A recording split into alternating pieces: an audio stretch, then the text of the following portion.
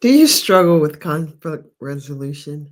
Listen, I realize that for many of us, we do not grow up learning the skills and the tools to resolve conflict. In fact, like if you're like me, you grew up in a family where when conflict happens, the resolution is just forget it. Just let it go. Just move on. But the truth of the matter is, we never let things go that bother us. And the thing about emotions and pain and hurt from our past is it doesn't let you go. So, an unresolved issue with a family member, particularly with your spouse, can lead to a long time of like slowly leaking hurt and poison onto one another. Because when you allow an issue to go unresolved, it's not that it goes away.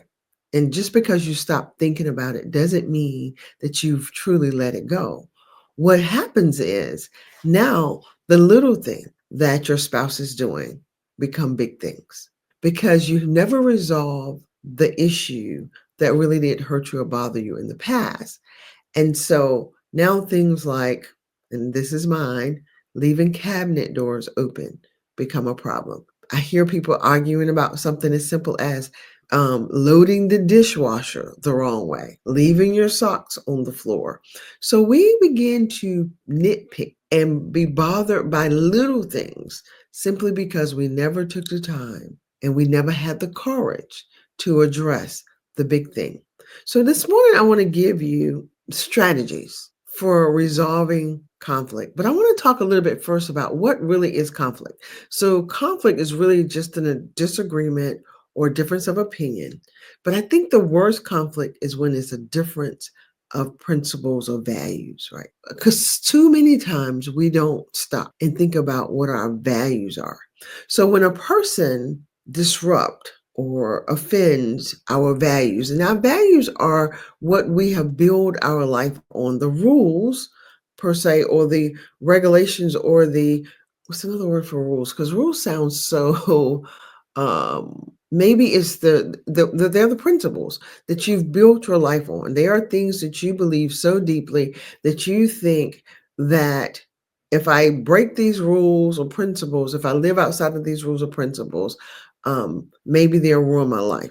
So imagine you have principles or rules or values that your spouse don't have, and you guys never discussed it. So values could be something like maybe you're an honest person. You live with integrity. You value trust. You value open communication. Maybe you value ambition. And so now the conflict in the family is not just about an opinion. It's not about whether people fuss about toothpaste. So an opinion is you always squeeze from the bottom instead of the middle. And so maybe you're fighting about that little thing. But if you are really fighting or in conflict about a value, that's deeper.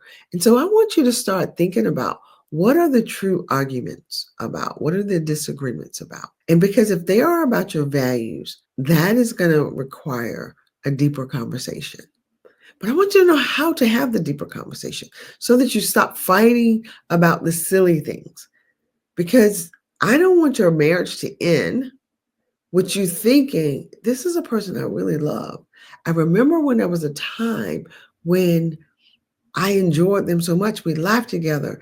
I thought the rest of my life was going to be with this person. I don't want you to end the marriage simply because you haven't learned how to effectively communicate your values. So if you have a high value of honesty in your spouse, say they value honesty, but maybe they grew up in an environment where a lie will do just fine. This is a conversation you have to learn how to get to. And how do you begin to get there? First and foremost, when you're in the middle of the argument, when you're in the middle of the conflict, you got to learn how to pause. First and foremost, like that's the number one thing. Uh, Start practicing not losing control when things aren't going your way. And I know for some people that sounds crazy. What do you mean not lose control condition? If they make me mad, I got to let them know. No, you do not. I'm a God girl. I assume that maybe you are a God girl or God guy too, meaning that you love the Lord, you read the Bible. The Bible tells us that we have self-control, that self-control is a fruit of the Spirit. So you do not have to lose control just because everything around you feels out of whack, because you have the power within you to have self-control. So when you're in conflict with your spouse, I want you to learn to pause. Try not to react in that moment where your emotions are at their heightened state. Even if you have to say, hey, I need a minute. And we have to learn that we have a spouse who's asking for a minute. We have to give them a minute. And I know for some of you, you're thinking, no, if I give them a minute, they're not gonna finish this argument. I want you to also shift your mind from this being an argument to we have a disagreement that can be resolved, and I don't have to be right in the situation. You may be thinking you're asking a lot, and I am. You know why I'm asking a lot? Because I value your marriage, and I believe you value it too. So I'm asking you to learn to relinquish this concept or this idea of right and wrong, not over your values, but definitely over your opinions. Meaning, we're going to stop fighting about how you load the dishwasher, if you left the cabinet open, how you left something on the counter. We're just going to take a deep breath, pause, so that we don't start a fight about these things. In that moment, I want you to start asking yourself, why does this bother me? Is there a bigger conflict in our marriage that never got resolved that this keeps nipping at? And so when it becomes the bigger conflict, because I really believe the bigger conflict is because of somebody has violated a principle or a value of the other person. So how do you then discuss that? You've paused, you've done some reflection, you've learned that maybe this conflict is really about they violated my values. My values being honesty, truth, trust, compassion. Maybe you value your finances in a certain way, integrity. You value transparency. You need to start getting clear about what it is that your spouse has really violated. And so, in doing that, when you get that clarity, when it's time to have a conversation, you're not going to attack. You're not going to attack their character. You're not going to attack their personality. You're going to begin to use I statements. And you're not going to blame them for the thing they've done wrong. I felt violated when you said this. I felt unheard when you did the thing. I I value honesty, and I feel attacked when you lie to me. I feel abandoned when you don't tell me the truth. I feel like a lie is the worst thing that can happen. So I'm asking you, is there a part in you or a place inside of you where you're willing to trust me with honesty? Will you allow me to hold a space for you to be honest and transparent with me and trust that you won't be attacked? But now, if you can get to that place where you can learn to communicate at that level, you got to be able to also create the space where you don't attack what they say. One of the things I see happening a lot with couples is we can assume we know the answer to a thing. And so we stop asking questions for clarity.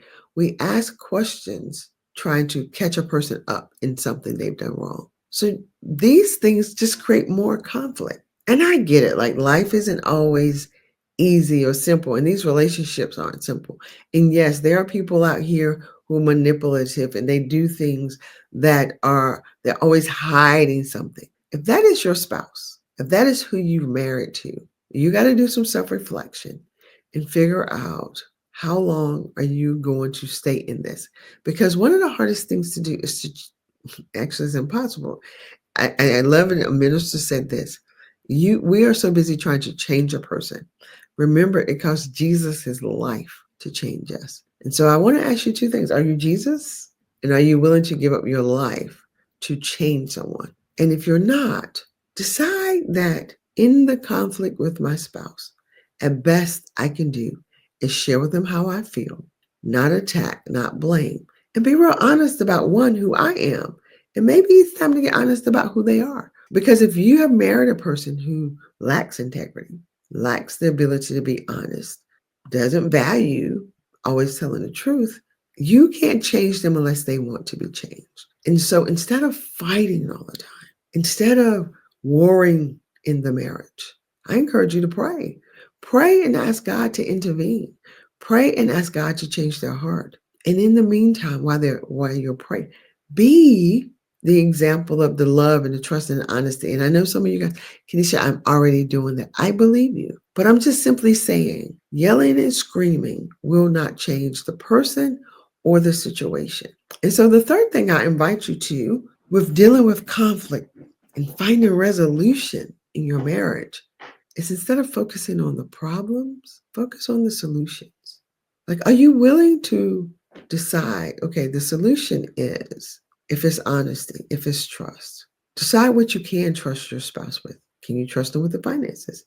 Can you trust them to handle the children? Well, then you come up with a solution. Well, maybe that's their role, and that is what you agree that they do. Because right now, I don't trust you to manage the money. I don't trust you to be completely honest with me about this issue. But I can't keep arguing with you about it. And until you're ready to shift and change, here are the steps that we need to follow to maintain some level of peace, love, and joy in our marriage. Can you do that? Or is that too big of a task to handle? And so if you can't resolve for yourself, if you can't manage the conflict, if it is as deep as principles and values that you are constantly fighting about, you may need help. You may need a therapist. You may need a marriage coach. You may need to go to your church if your church offer and have a strong counseling part in the church. Because listen, I believe that pastors and ministers, they mean well, but sometimes they're not equipped to really help you at the deepest level of your struggle. And I believe prayer is a wonderful tool, but it's not always a strategy. And if it is it's the tool to get the strategy. It's the tool to get the peace, to get to the place where you can hear from one another. But a strategy is now what are we going to do? And I don't think prayer is a strategy. I certainly believe it's a tool. And so if you're in a situation where the only thing a person can offer you is prayer, you just need someone else that has a little bit more strategies and more tools to help you resolve the situation. I want you to know that a conflict doesn't have to always be resolved by screaming and yelling at each other. There is a way to resolve conflict with peace and in kindness, but that requires you to learn emotional intelligence. It always comes back to emotional awareness. And when you get that, one, you're responsible for your emotions. You learn how to manage, control, be aware, communicate your emotions so that you then can create an environment for your spouse to begin to learn to do the same. And when you do those things, you don't have to fight and argue about everything, that you can resolve an issue with peace, love, and joy. I pray this for your marriage. I pray that conflict, unresolved conflict, does not be the end of your marriage, but that you are willing to do the work to learn how to restore and resolve and communicate effectively with your spouse so that you guys can move and have a good, peaceful, fun, loving, connected relationship. I want you to have an amazing day. I would like for you to do me a favor.